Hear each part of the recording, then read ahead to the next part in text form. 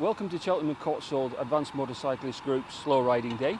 This is an event that we run in partnership with Gloucestershire Road Safety Partnership, who've let us use the park and ride site at Arle Court in Cheltenham. Today is all about slow riding exercises, the sort of things that we would do consciously, subconsciously when we're riding through towns or whatever. We are going to have 6 different exercises, from emergency braking to hazard avoidance to things like the figure of eights or U-turns as you would in an urban street. This is very relaxed, no pressure, it's intended to be enjoyable. We run this 3 or 4 times a year. It's open to all the members of the public. Anybody who rides on 2 wheels, scooters, mopeds or full power bikes is welcome to come and join us anytime.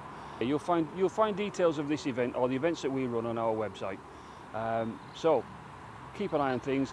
Hopefully everybody enjoys themselves. We want it to be a relaxed day, and hopefully it's all a bit of fun. And hopefully, well, most importantly, we hope everybody goes away after learning something and practicing new skills. Right, the exercise today we're doing is a figure of 8, okay? We're going to go into the left of or right of the cones, your choice, it doesn't matter, through the centre line. We're going to go around, back round, out through the centre line again, and the opposite way to you've come. So if you've gone in clockwise, come back anti-clockwise, back in clockwise, okay? For the exercise, what we're doing, I don't care how wide you go, what we're going to do, we're going to more revs than normal, so you're not going to stall the bike. You're going to use the clutch. So when you're operating your clutch, you're almost on the biting point in and out. Do not ride it and pull the clutch all the way in, but I want you to have that biting point. You've got more revs than normal, so in the event you're not going to stall the bike, and use your rear brake pedal to hold the bike down, okay? You're slowing the bike down. Do not touch your front brakes. If you touch your front brake, you're going to dive and potentially drop the bike. If you have linked brakes, just use your rear brake only. You will get some potential dive at the front, but not too bad. Don't worry about it if you're riding over any cones. We can replace them and they normally pop up anyway. And don't worry about how wide you're going to go. It's not a problem, okay? Any questions, just fire away. I'll talk to you as you're going round there. Don't forget to look where you're going. So if you're going over there and you're this direction, look over there. Your body will naturally follow round. Okay? You happy with that? Okay. I'll give you the thumbs up, then start coming round. And when I'm happy you've done it all, I'll point off. Thumbs up. Next person on. Happy? Good. So what we're going to do here is we're going to do the slalom. Effectively, we're going to come in on this side, and we're going to weave left to right around the cones. The objective of this is primarily it's improving our filtering techniques in traffic. So where we've got to weave gently in and out of cars, and also with the roads as they are at the moment, is actually quite useful to be able to just weave around potholes. We've got plenty of those. So the principle of what we've got to do here is come in. We want to keep our head up. If we look down, we tend to fall down. So keep our head up. We're looking where we're going. We're going to keep our revs up a bit. We don't want them to sort of tick over, because if the bike sort of coughs at all the weight will go forwards, and again we potentially get into an awkward situation where the bike will and we fall off again, which we don't want. So revs up a bit, try and keep them nice and steady. We're feathering the clutch, and we're balancing that with the back brake. So if we have our foot on the back brake, revs up, feather the clutch, and that controls our speed. The back brake is actually controlling our speed as we're going along.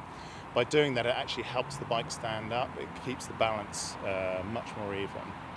And there are 2 ways of doing this.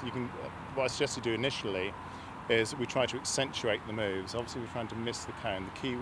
The rear wheel is the one that's going to go over the cone, if anything. So go around. It's not a pure slow manoeuvring exercise. If you go too slow, it's just purely balance. So we want to get a nice flow through it. So again, feathering the revs up, feathering clutch, a balance on the rear brake. Then go through it really slow, and then try coming back straight line, much more straight lining. So you're just sort of like a centimetre away from the cones, and you can actually go through this fairly quickly as well. It's just a slightly different exercise, but it's worthwhile doing. It's a very good one to practice for the real world when we're actually out in the traffic. So you ready to give it a go? The exercise we've set up here today is a U-turn.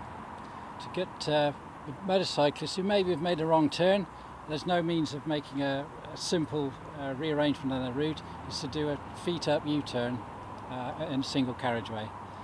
We set it up with a 9-metre spacing, which is a sufficient gap with majority of roads that we'll come across. It's all about machine control and balance. We need to use the rear brake, balance with the clutch, and a little bit of revs, and more importantly, vision skills. And the reason for this kind of exercise is obviously purely to give people the confidence to be able to carry out that U-turn. Okay, so today I was running the emergency braking exercise.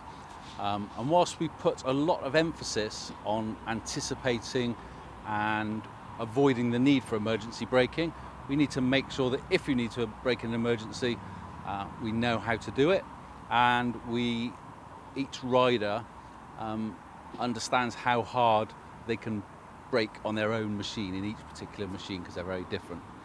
So what they did today was just travel along at between sort of 20 to 30 miles an hour and experience progressive braking. So they started to build brake pressure and started to feel the extra load being applied to the front tyre. As we apply extra load, we can put more braking force through the front wheel.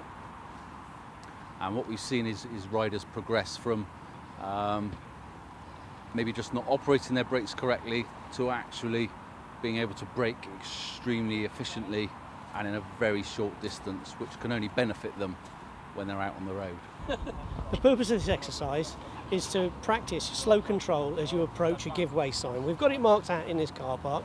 You've got to use a bit of an imagination because it is a car park. What we want to do is start off from this position, get up to speed, get into position, give the correct indication, and as you approach the line, we'd like you to slow down almost to a stop. The key to it is prepare to stop and be ready to go.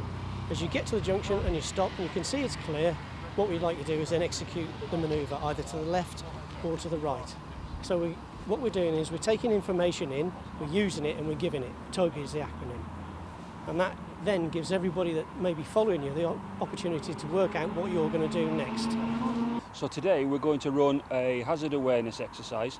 This scenario is that you're riding along the road 25, 30 mile an hour and all of a sudden something moves out in front of you. So this exercise is all about, well, what do I do now?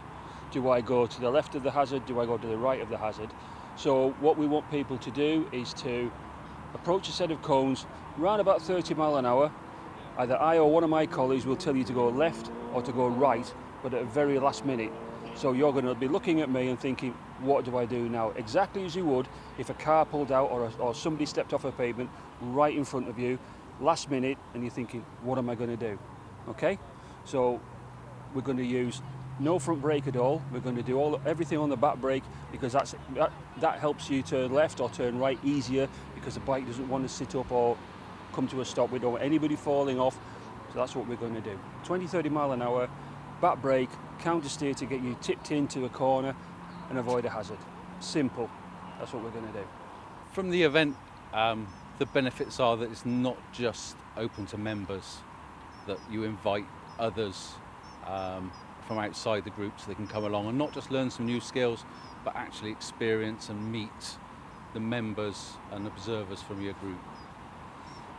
We need to encourage more people to come along, encourage more people to take up some additional training and help them understand that gaining their license is just the start of the learning, not the end.